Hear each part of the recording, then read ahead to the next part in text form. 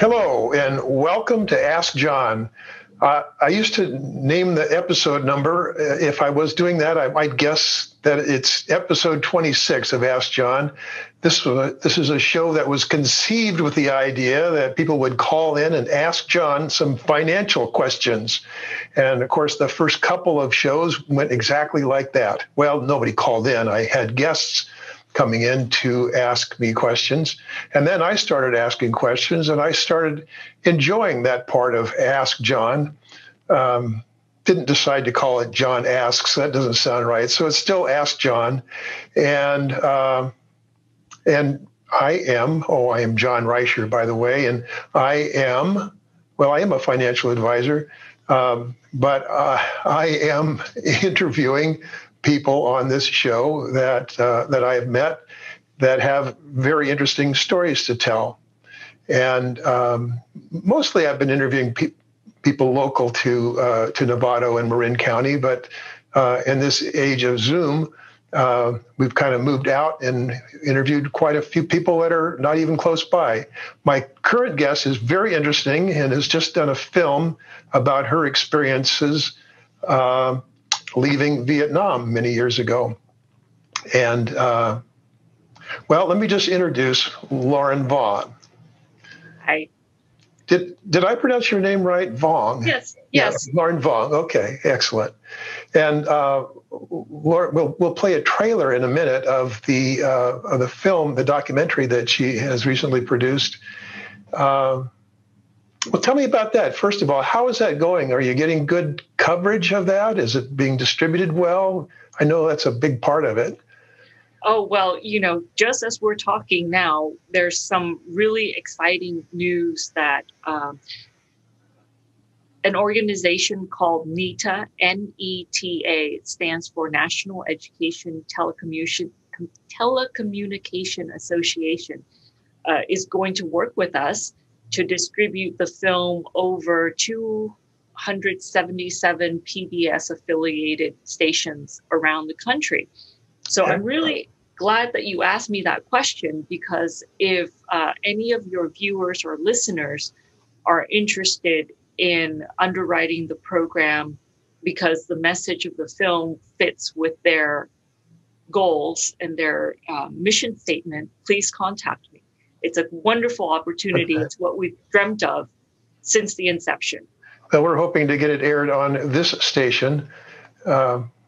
Hopefully, our audience will be able to watch the full film, which I understand runs about 54 minutes. I think that's what you said. Yes, it's 53 minutes. 53 minutes. Okay. So Lauren is right now you're in San Francisco. Are you? Is that right? I am. Yeah. Okay. So you have come and you've actually spoken to our Rotary Club. I'm with the Rotary Club of Novato Sunrise. So I think you've talked to other Rotary clubs as well. Why don't we go ahead and show the trailer? I started looking for the captain of this liquefied natural gas carrier that rescued my family from the South China Sea in 1980. We found no food. If I remember right, the water was down to almost nothing. The Vietnamese who were lucky enough to leave with those American vessels can only forecast the dark years to come for those of us left behind. We were on the ocean for 10 days. Many ships went by, and we tried to flag, we tried to put the fire on just to get their attention so they can help us, but no help. The buckets that were passed around to catch vomit didn't quite make it in time all the time. I think we all tried, but we were confined to the pit and the merciless tossing of the boat. When Kenny and I come up to the main deck, we were nauseated. Our lives would have ended there within days, on the ocean, in the darkness of storms, hunger, and desperation. We would have been like the million other boat refugees who never made it to shore. Their voices were extinguished forever. 2007, with the help of the internet and a really good researcher, we found George Overstreet. I left this message and I said, Captain Overstreet, my name is Lauren Voung. I think you were the captain who saved our lives in 1980. I just wanted to call and tell you that I've been looking for you. And I want to thank you. At last. At last. At last. Thank you. I don't consider myself, a hero. I think what the people on those boats went through, I think you people are the heroes.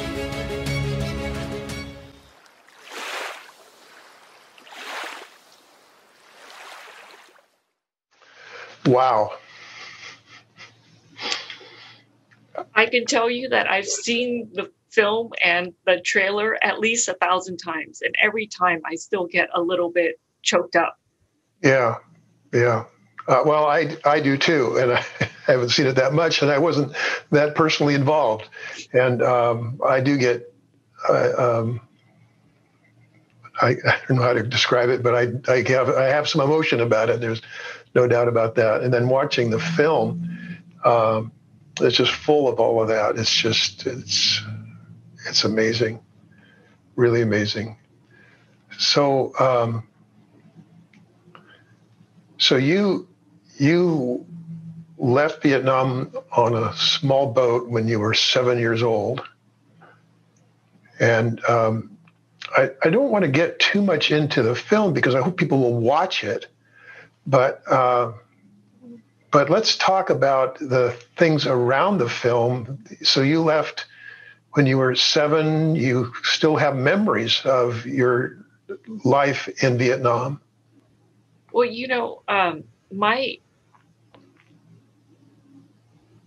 I guess the strongest memories start the summer. The strongest memories start when I went to visit my dad in the Reeducation camp. So he was taken away in May of 1975.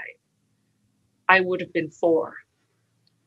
And between May of 1975 and July of 1979, I got to see him twice.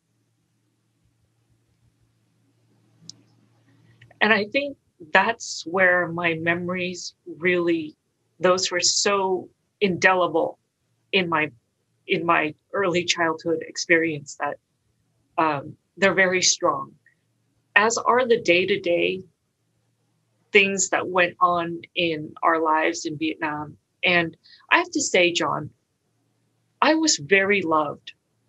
I didn't have my dad, and I missed him terribly.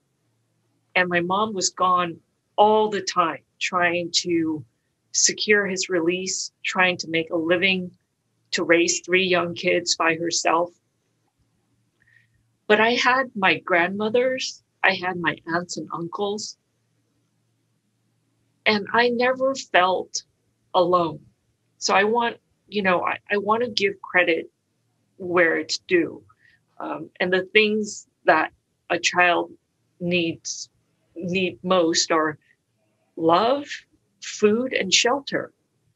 And I had that. I was more lucky than many, many other South Vietnam families. And in that way, I'm very thankful to my family.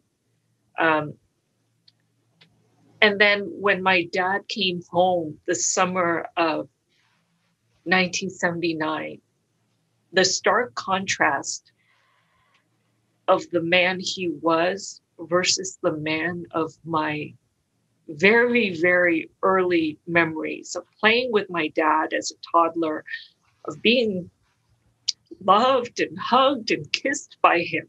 He was so distant when he came home. My little sister was 6 months old when he left, when he was taken away for re-education. And she was about 4 when he came home, and she didn't know who he was. strange man in her house all of a sudden. And we were always taught, we have to be very careful of who we let in the house because we are this other factor of society. We had to be careful about the communist cadres that would come and visit and what we can say to them and what we couldn't. So my poor younger sister didn't know if this man was a Viet Cong or her dad. We were telling her that he was his dad, but she had no proof of that. And she would, one time she went and got the family album. And then she would flip to the pictures of my dad when he, before Reeducation. There he was, in his shining glory officer uniform. And she said, "That's my dad. You're not my dad." And I think now that I'm a parent, how that statement from an innocent child must have affected him. So I have a lot of memories. And now that I have more life experience and the filter of adulthood, of motherhood, of history and hindsight really gives the memories so much more nuance, if that makes sense. Yeah. Wow. That's a bigger answer than I expected, Lauren. I'm sorry. No. Feel free to cut me off anytime. No. Don't apologize. I could not possibly stop you. Thank you so much for opening that part of your life up. And I know that you have more recently reconnected with your father after an absence and a very nice connection. And I know you lost your father fairly recently, so it probably makes it a little more poignant for you, I suppose. Well, what do you want to talk about now? You've got you had this horrific experience of being saved on the ocean. That was a wonderful experience, being saved.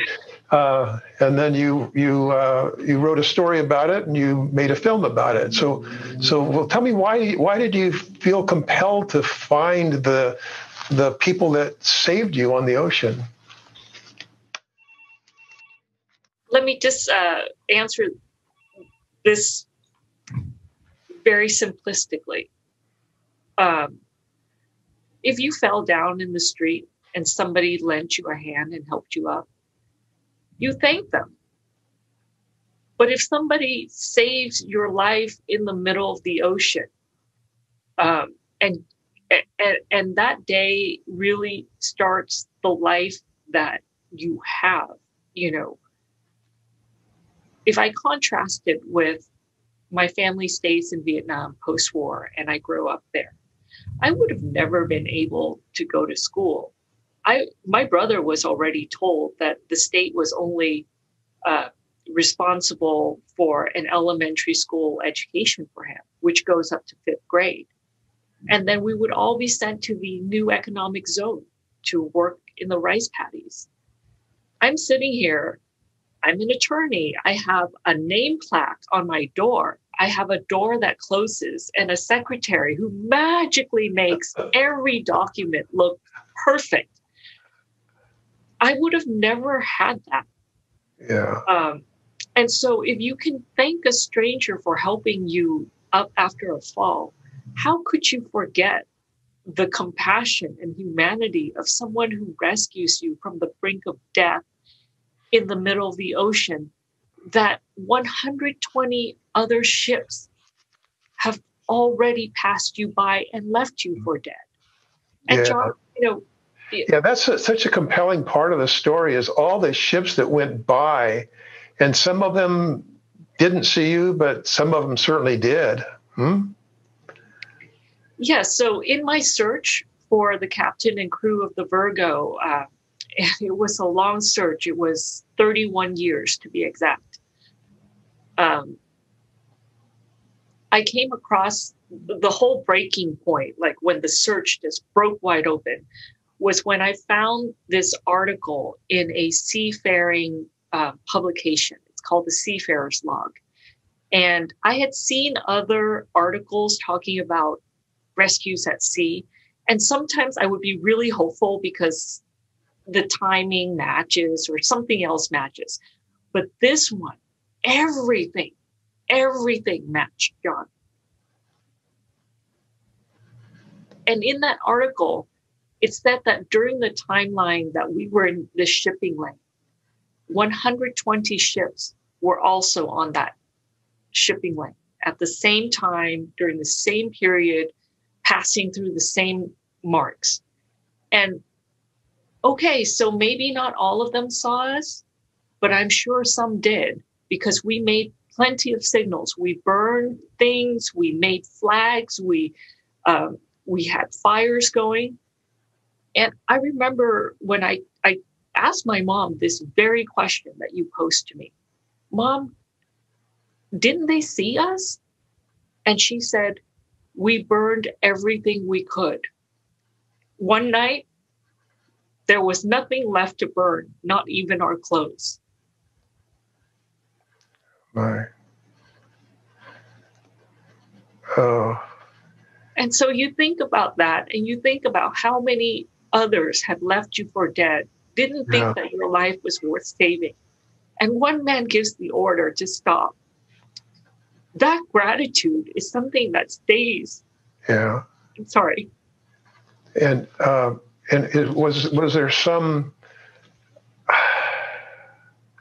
there must be some law of the sea that would have you rescue any vessel in distress. You're right. You're absolutely right. There must be some other kinds of pressures to not. So I'm trying to understand what would be the reasoning? What would be the pressure to not stop? Well, Did you ever think about that? Oh, of course, of course. And I actually have gotten 2 letters. One was an email and one was an actual post from 2 captains who didn't stop. Not for me, but for refugees that they saw on the sea. But I want to put this in, I want to answer your question because it's multi-layered.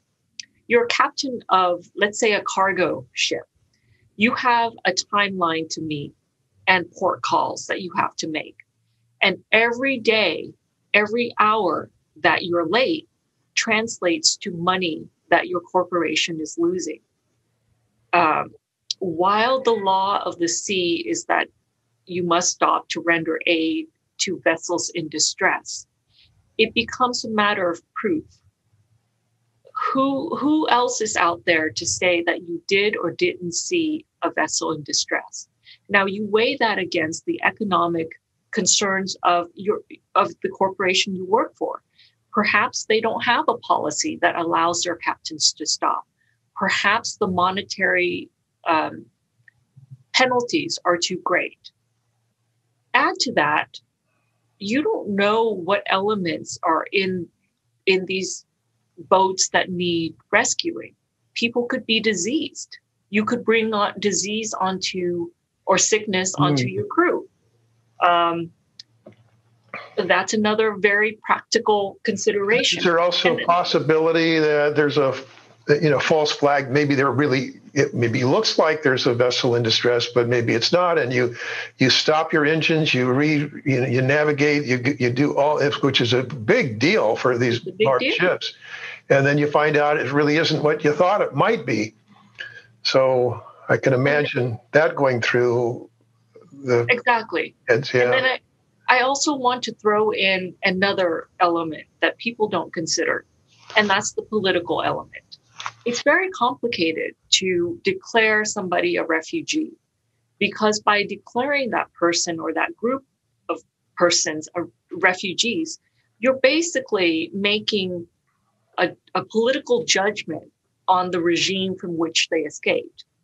And let's say that you're also a communist nation. Let's say you're Soviet Union or East Germany, and Vietnam is also a communist nation. Do you really want to delegitimize their government by saying that they're human rights violations. That's heavy. That's a very, very hefty statement to make.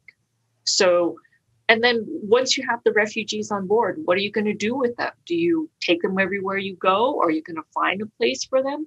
So it's very complicated, which makes it easy. Did the captain of this ship suffer? I don't think the film talks about this. Did the captain of the ship suffer any negative consequences for his actions? Actually, the Energy Transportation Corporation, to which Virgo belonged, had a policy in its charter that its captains could exercise their own discretion whether to stop or not. And one of the reasons is that the founder of the corporation, Dr. Christopher Chen, was also himself a refugee from China. So you have this, blessing top up right there in the company charter that captains could make their own discretion on whether or not to stop. And the captain who saved me, Captain Sean, he actually saved, I believe it was like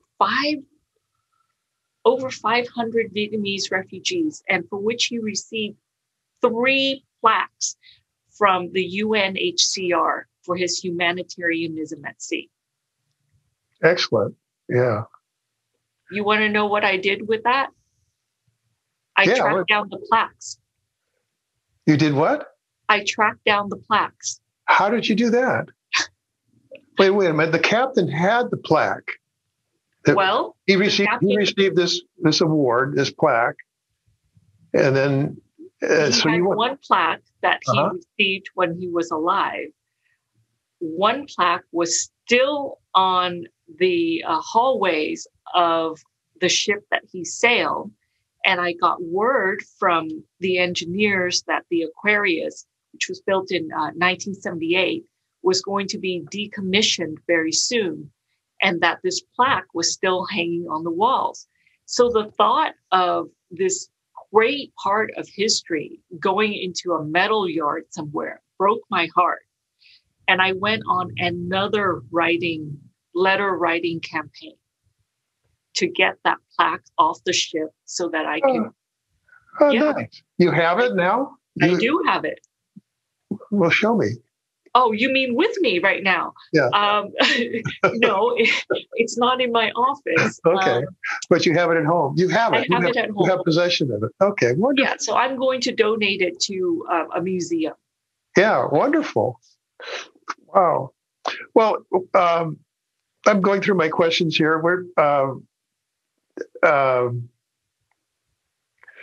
So you were talking about the political ramifications of all this. And so here we are, like 50 years after the end of this war, and we're still talking about it. It's still a big deal, isn't it? Why is that?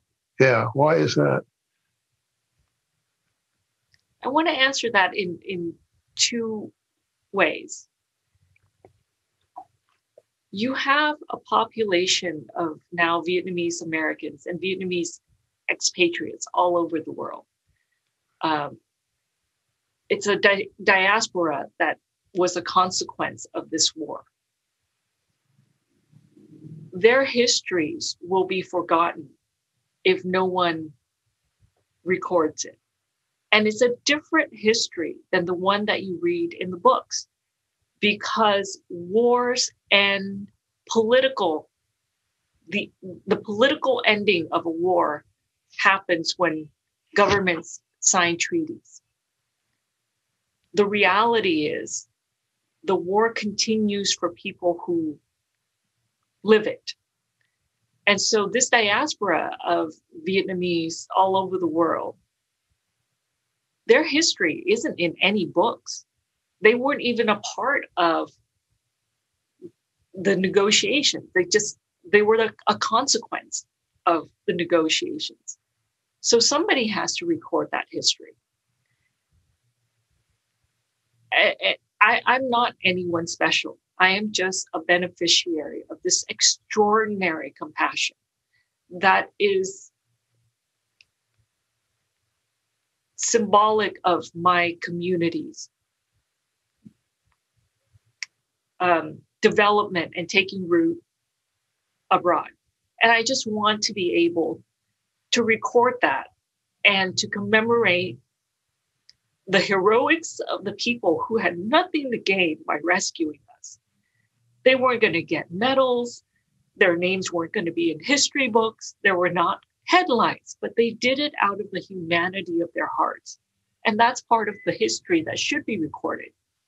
Now, the second component of the answer is that when people think the Vietnam War in the US, there's always an underlining thread of social discord, of uprisings, of veterans coming back and not being welcomed, of PTSD.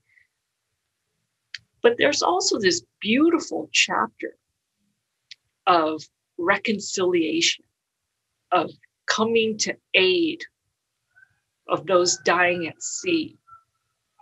And I want that to be recorded. I don't want the people who wage wars to always get the limelight. I want the people who exercise the humanity to get a little bit of the recognition and that reconciliation that can bring the communities together.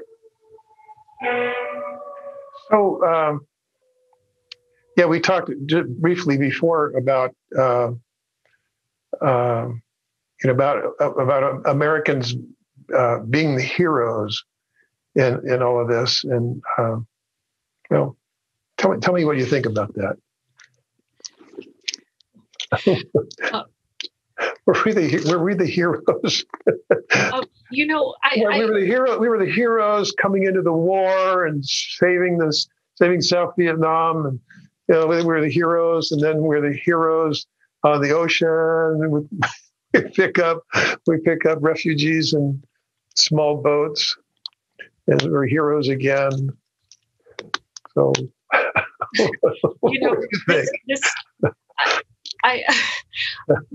I laugh because it's an oversimplification of the roles, but I have to say that it's a complicated topic. It's so complicated. We can have a whole hour just on this alone. Yeah. I've gotten a lot of criticism for this film, Finding the Virgo, because the criticism is that my show of gratitude is basically an exoneration of America's role in destabilizing Vietnam in the first place. Yeah. So the theory goes, well, if the US had not waged war, there would not have been this exodus of refugees. Right. And then once the US comes in and saves the refugees, all we can think of is our gratitude. And then we exonerate the sins of the past. And I don't think that that's right. I don't think that compassion and gratitude is mutually exclusive of criticism. Now, as a child and as a human being desperate and dying from thirst and hunger, I'm not thinking about, oh boy, that ship flies an American flag. I think I will pass. I'll wait for another ship whose flag didn't cause any turmoil in my country. I don't think that's a realistic reaction. No. And I don't think the captain who sailed the Virgo, in his decision to come rescue us, was thinking, oh boy, I can really exonerate the US of its sins in Vietnam if I simply rescue these people. We're talking about compassion and humanity at its base, John. When you see help and you come to help, that's not politics. That's not anything other than acting on the basic fabrics of our morality. So I don't think that, my gratitude is an exoneration or a disregard of the history that preceded that need for gratitude. Yeah. Does that make sense? It makes a lot of sense. And I can't help but think of the, okay, so in my perspective, being of that age, adaptable age, at that time, I could have been there. I wasn't. I never served. But people my age came back. A lot of derision. It was just they were treated horribly, and I think Americans learned from that to honor the those who serve, regardless of the propriety, with the correctness of the war, but to honor the people who serve. And I wonder what your perspective is, Lauren. Do you consider yourself an American? Do you consider yourself a Vietnamese? Where is your loyalty today? It's a hard question to answer, and at the same time, that's why I asked it. You know that. You know, I asked you because I knew it'd be hard.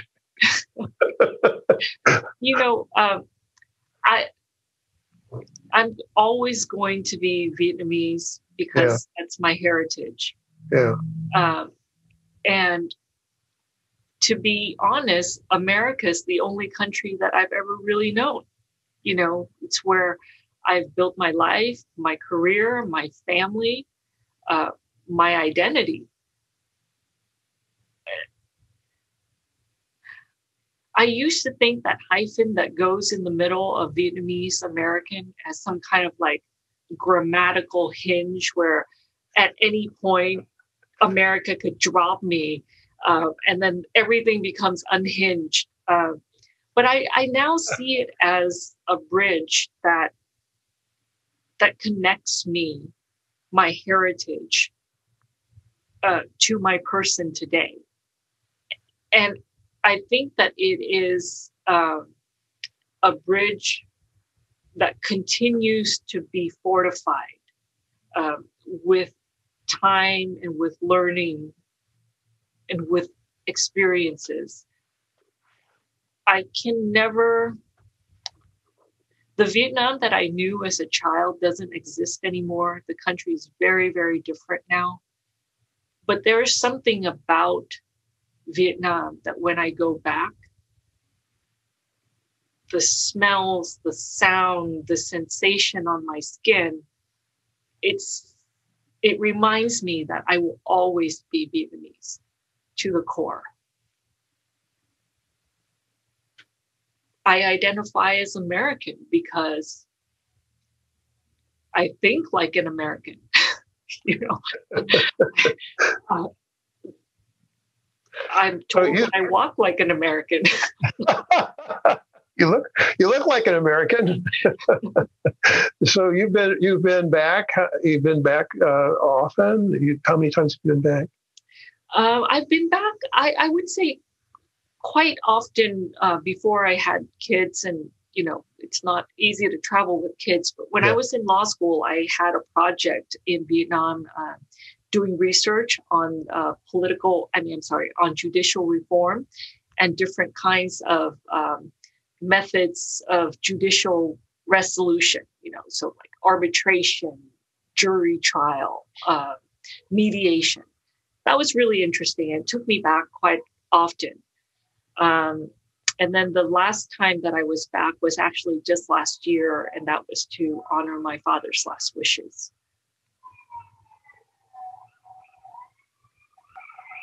May I tell you something about my father? Please do. When you see the film, you'll see that the juxtaposition between my mom and my dad, it's complementary and it's great. She's clearly the hero of the story. I'm not giving anything away. But my dad is a complicated man.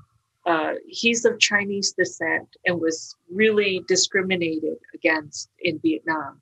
You know, called like Jews of the East and such.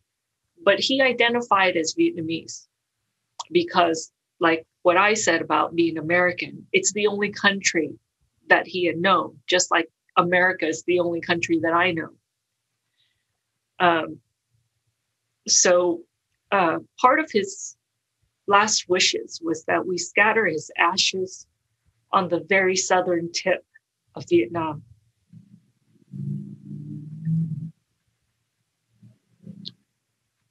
And I understood because it signified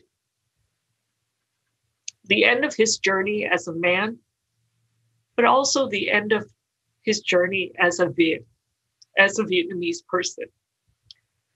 And I felt this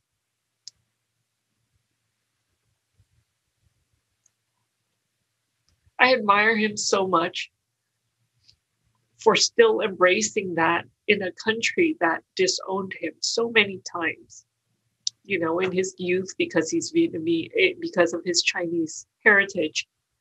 And then as an officer on the losing side of the war, he was treated as a traitor, as an enemy, and imprisoned. And yet still in his heart, the end of his journey as a man was still the end of his journey as a Vietnamese man. It touched me deeply. I'm sorry. It's the loss. Lauren, you were talking about your, I'm going to use the word, you found refuge here in the U.S. And that's what did your father find refuge here? Yes. So he, what would you say? He assimilated? Is that the right word to use? Does that make sense to you, or does some other word work better? You know, he never really, he spoke English broken and with a very heavy accent.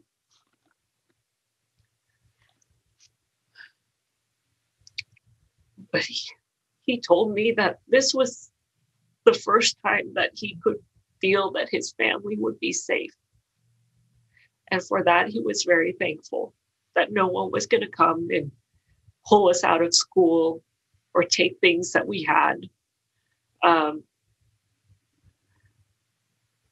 Yes, he loved America. That's nice to hear. I think you have a story about finding your father. Yes, if you could, I started, I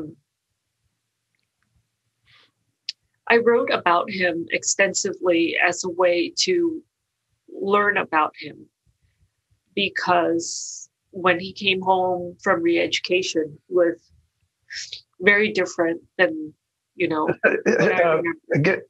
Just give us just a little bit of background. We're talking about Reeducation. Tell me what that was about. Well, this is in Vietnam, right? Yes. After the communists have taken over, and they put people in Reeducation camps. Right. It's just a fancy way, a politically correct way of saying prison. Yeah. These camps were basically hard labor camps, and then every day there were lessons about socialism and communism, and they would, you know, have to recite the principles of socialism, communism, and how they were going to take that into their lives if they were ever to be released. You know,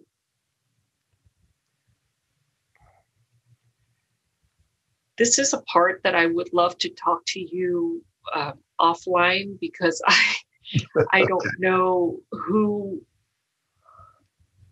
I still, you know, after 40 years in America, I still have such deep fears of what could happen to me if I go back to Vietnam. Oh. And in fact, when we went last year to scatter my father's ashes, I didn't so much as take my phone because of this project that I had done about finding the Virgo. I was so afraid that the Vietnamese government would see it as like an anti-government or subversive. Is that the right word? Subversive activity? Yeah, okay. right. So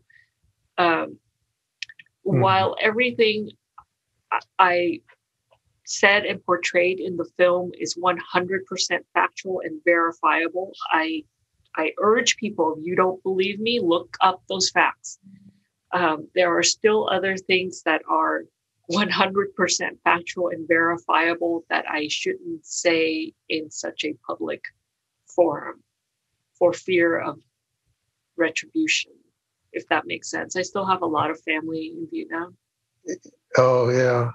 Yeah. Well, I'm sorry to hear that.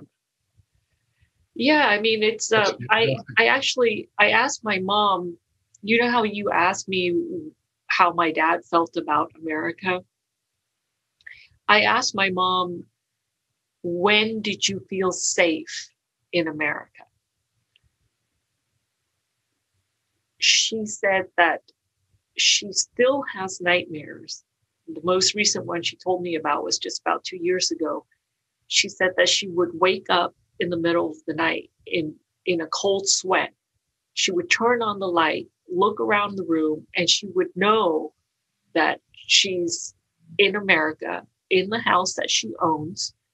But she would go to the safe, open the safe, and physically hold her passport in her hands before she would feel, okay, I'm safe. And so I think, going back to why did I make this film? I think that there are so many scars that people still feel, and it's deep. It doesn't surface in normal life, but it's part of our consciousness and subconsciousness. So for my mom to 41 years later still need to hold her passport in her hand to feel that she's safe. I think that was your mom that we saw in the film in the car? Yes. Okay. Yeah. Yeah. Yeah. We just have to see that film. We have to see the film. I hope you do. Well, we've won quite a few awards. I've seen it. I'm talking to my audience now. You have to see this film. You have, but tell me about the awards you've won. Oh my goodness. This film was made on sheer power of desire and goodness in the world, but it's like painting by crayons, and critics say, wow, not bad. But we have won the International Independent. We won an honorable mention. We got nominated for Best Director and Best Documentary in London. We have won the Social Relevance Award in Oregon, and we beat 1,000 films to win the Audience Choice Award at Cannes. So, not bad. Not bad at all. Not bad at all. And they didn't take you into the Mill Valley Film Festival in our own backyard. I just don't get that. Well, there's still time. Mill Valley, if you're listening, bring us to Mill Valley. You're there. Yeah. You got to be there. It's just a wonderful film. It's just so well done. And you feel like, Lauren, I just felt like I was with you on your journey. And I didn't feel like I was on the boat. No, not that at all. I thought that had to be something else. This is going to be a weird question that I think I know the answer, but it's just a weird question. Whatever happened to that boat? Did you just leave it there? No, you can't leave it there because it's a hazard. So they had to scuttle it. They did what? They scuttled it. Okay. Yeah. Oh, they say okay. Yeah. So they sank it. But that's really, I have a very vivid memory of that, actually. Of them sinking it? Yeah. So the day that we were rescued, I remember being on my boat, which the name translates to victory. I think that's apt. And I remember being there, and then all of a sudden I'm on Virgo, which is 14 stories high. And I don't remember how I got to Virgo. That part of my mind just completely blacked out. But on the deck of the Virgo, I remember watching the boat sink. They had to, they cut the hose so that it would take on water. Yeah. And then she turned out to be quite a sturdy little number. So they had to set it on fire before it would sink. Yeah. And I remember that image, John. It's so weird. I remember standing on the deck of the Virgo and looking down at my boat. Tell me what the feeling is. How do you feel about that? Well, I couldn't believe how small it was. It looked like a bucket. Yeah. Now, 14 stories high, the Virgo is like. But it was your literal lifeboat. Right. For many days. For how long? 10 days. 10 days. Yeah. But it looks so small, and in the vastness of the ocean, it really kind of like in my head, like, wow, there were 62 of us in that bucket. How long is this boat? What's the size? It's about 25, 30 feet. Oh, yeah, yeah, yeah. So that's, you're asking me so many of the questions that I asked my own parents when I was doing this film, and not everything made it into the film because obviously we have to cut and make the story tight.